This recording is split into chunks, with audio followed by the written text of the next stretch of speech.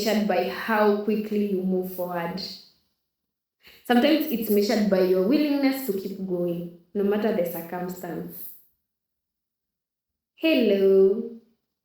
Welcome to BTS-Talk, Beyond the Silent Talk, where healing finds a voice. I'm your host, Faith Gaduki. Thank you for opening another chapter with me.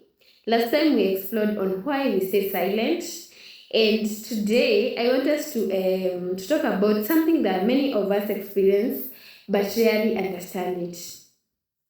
And it's called healing. More specifically, why healing isn't so straight as most of us think. You know, sometimes we think that I just got heartbroken. It's a simple thing. It's just healing. It's a staircase I'll just climb and then it will be done. But today, I want us to talk about the processes and see like healing is more way beyond like just a linear line that most of us usually think it is. And for that, stay tuned and let's open this chapter together. Before we dive deeper into today's conversation, I'd like us to walk through 5 simple reminders that have shaped my own journey. And some come from my lived experience, other come from what I've learned through psychology and trauma-informed care and simply just being human. There are things that I have experienced firsthand, and I'll be generous enough to just share them with you. It's my hope that somewhere in those 5 reflections, you'll find something you can hold on to when you're alone, or maybe when you find yourself stuck on something. I just feel like, hey, maybe you just open this chapter and you're like, let me just see what BTS-Talk are talking about this, and it's going to help you on your way to healing. So one of the things that I would want us to grind together is healing isn't a straight line. Most of us think healing is just waking up in the morning and you say, I'm doing this, I'm moving on, I'm going to leave him, I'm going to leave her, and it's all done. Or maybe if something happens to you, you're just like, I'm going to put it at the back of my head, and it's done, I'm healing. So let's see, maybe it's beyond that. The first thing I've learned is that healing isn't a straight line as usually think. For a long time, I thought that once I start healing from sexual violence, I would eventually reach a point where the pain would completely disappear. But that's not what has happened. Like, a lot happened, and I came to realize that beyond the chapter, beneath the chapter, inside a book, inside a person, there is a lot to be done to unwind the pain, to even deal with the pain with a generous mind and with patience, with a lot of love and care, so that I can get there. And there were days I felt free and hopeful. Then a memory, a conversation, or even a place would bring emotions back unexpectedly. At first, I thought that meant I was going backward. Now I understand that it simply meant I was still healing. You know, sometimes when we backslide, we're just like, you can't be helped. You fail, you will never be helped. You're back again from your mess. You're back again from the guy who heartbroke you. You're back again from thinking about what happened to you. You're back again. But I think it's beyond that. The backslide doesn't necessarily mean that you're not putting in the work. It just means that you're human, and it's the environment, anything that comes around it, it's going to bring you maybe back, or it's going to bring the memories back. And that's bring us to the next point, which is triggers don't erase process. That's what I want you guys to know. Even today, even if you decide that, because most of the things that I've realized, every time I used to say that I am moving on beyond the relationship, beyond whatever was hurting me, even the friendship, I would reach a point and I'm like, I can't do this. I miss them. Let me call them. um sometimes I would move like a week and then something just comes up and I'm just like, he's the only one who can sort this. He's the only one who has the answer for this. So those are the triggers that would make me like find myself going back, like backsliding. And when you ask them a question, when you text and you say you will not text back, then you're back to it again. So I used to feel like I used to blame myself after that. But over time, I realized that it's just another lesson that I've learned, and it just needs to propel me forward. So that new experience can sometimes awaken old wounds. Even something like breakup can remind us of pain we've carried before, not because we are broken, but because our hearts are trying to process loss. I've had moments where different kind of hearts seems to meet each other, and I realized healing often happens in layers. Today you're okay, tomorrow you're broken. Today you're okay, tomorrow you're okay. The whole week you're good to go, and then next week you're back at it again. Today you're affirming yourself, you're telling yourself how much you've been able to cope with this, how much you've been able to deal with it. Then tomorrow it's another whole different lot. And I want you guys to know that even if you backslide or something happens, we are still at it. It doesn't change the fact that we decided that you're going to heal from this. It doesn't change the fact that we said this is a journey that we are taking. Another point that relates with that is just be patient with yourself. You see, the same way you tell your friends, don't worry, it will get better. Don't worry, even if you went back, you're going to heal. Don't worry, we will start again. Don't worry, all shall be well. The same grace you show to others, show yourself grace. Even if you're a psychologist, and the same way you pamper your client, you just affirm them, you disclose to them the times you're down, and you help them like propel forward. And the same way that you need that grace. Most of the time you might think you don't need it, but you need it. That's why you need as well to have a counselor. That's why you need to go for supervision, because you're still human, and there is no way you're going to help others when you're not able to help yourself. So healing is a process. And yeah, to marinate that point with another one that just go hand in hand is healing needs support.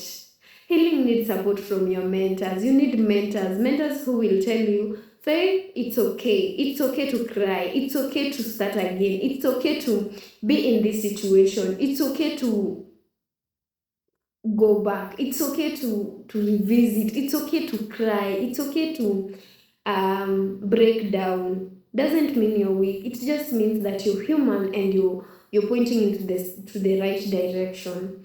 At the same time, have a community of people who you share the same goal, community of people who fuel into your energies, because like those people are the one who are going to help you prepare forward. They will remind you about where you've come from. They will remind you about your goals. They will remind you about how important you are and how productive you are. So have a community, have a productive community that can help you out in this rough journey. So another thing, seek therapy, seek counseling, have a therapist who will help you professionally to heal the right way and to just be on track with your healing. Let your heart be taken care of by a professional. So just go for therapy. It will help you so much. It will help you plan for what to do with that an extra time that you used to give to that pain. The time that you used to think about the pain, that means that time is free now that you're healing from that pain.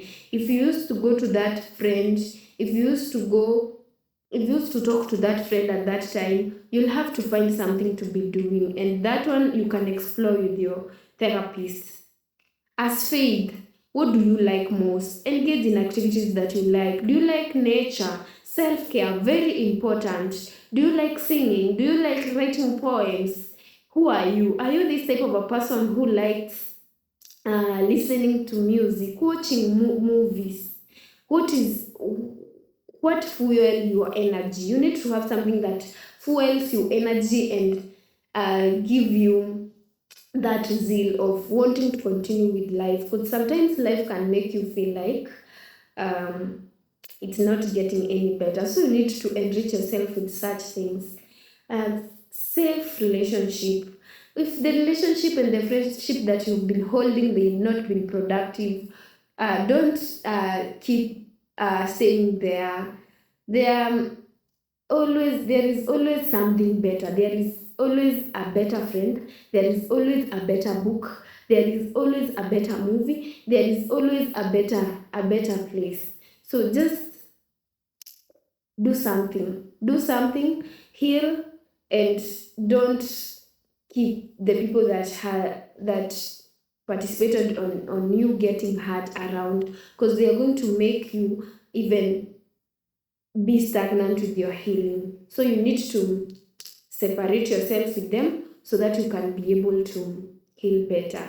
So don't be that person who want to hide themselves. They don't want to be around the community when they are hurting. They don't want to talk to people when they are hurting. They just want to process their pain alone. Healing needs support, and you're also an important person that, as in, you also need support. You need that support. As human, you need that support. Don't beat yourself so hard. You need it.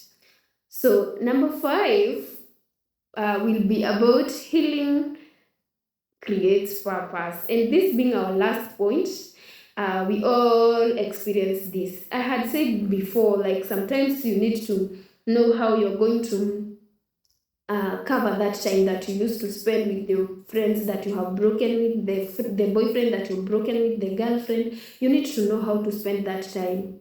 If you used to go to raves, if you used to go to Dunda, if your homeboys used to look for you to go and watch football, then you need to get to know how you're going to utilize that time now that you've separated from them. And yeah, you need to know how you're going to spend that time by yourself. Looking back today, I never imagined that the young girl who struggled to speak about her pain would one day be sitting behind a microphone having a conversation like this, the one we are talking about, like now. Healing hasn't erased my past, but it has transformed the way I carry it. And that's why BTS-Talk exists. Imagine, like I would just keep quiet, I would not laugh, I would not smile, I would just be silent by myself. But like now, look at me now. So all these are possible. And to be honest, once you discover what you can do when you're on your solitude, when you're on that journey of healing, you're going to discover your strength, your weaknesses, and you're going to put more energy now that you have time to your strength, and you're going to have major project. Create something, write a book, draw a photo, be creative, come up with ideas of a business, come up with how you're going to design your new clothes for your new job. Like do all those as part of your healing, and they are going to fuel it so well. And I know we are going to overcome all this. So as I come to an end of this, I want you guys to think yourself like a butterfly. If there is one thing I hope you take away from today's chapter, it's this. Healing isn't about never hurting again. It's about discovering that even on the difficult days, you still have the strength to keep moving forward. And sometimes that's the greatest evidence that healing is already happening. Don't expect magnitude. Don't expect like to move on like tomorrow. Just like a butterfly, it starts from a caterpillar, then it transitions into 4 stages before getting into the butterfly that all of us see, and we are just moved by the beauty that it possesses. So today I'm just here to just tell you, think of your healing like a butterfly that is the caterpillar that is transitioning into a butterfly. It's never that easy. Sometimes even shedding those skin, it's not easy. But since the transformation has to happen, the caterpillar is ready to go through those painful stages so that it can transform into the butterfly that we all of us see and we all of us admire when it's flying all over the environment. So yeah, that's what I had for today. And before we end this chapter today, I would like you to think about this. Where in your life do you think you need to give yourself more grace instead of more pressure? Pressure of like, I need to heal, like this has taken so long, it has taken years. Where in your life do you think that grace is needed? Take a moment, sit with that question. You might discover that healing begins with you, and the way you speak to yourself is very important to propel you forward. If you speak to yourself like a failure, if you speak to yourself, it's like you haven't made any moves. If you speak to yourself like you're comparing yourself, then you're going to be stagnant, and that's not what we want. Yeah. So thank you for opening another chapter with me. If today's conversation encouraged you, consider sharing it with someone who might need this reminder. Until next time, make sure you keep subscribing to our channel so that you can see whenever we post another chapter. But before then, keep healing, keep growing, and remember, healing barely happens all at once. It happens one chapter at a time. This is BTS-Talk, Beyond the Silent Talk.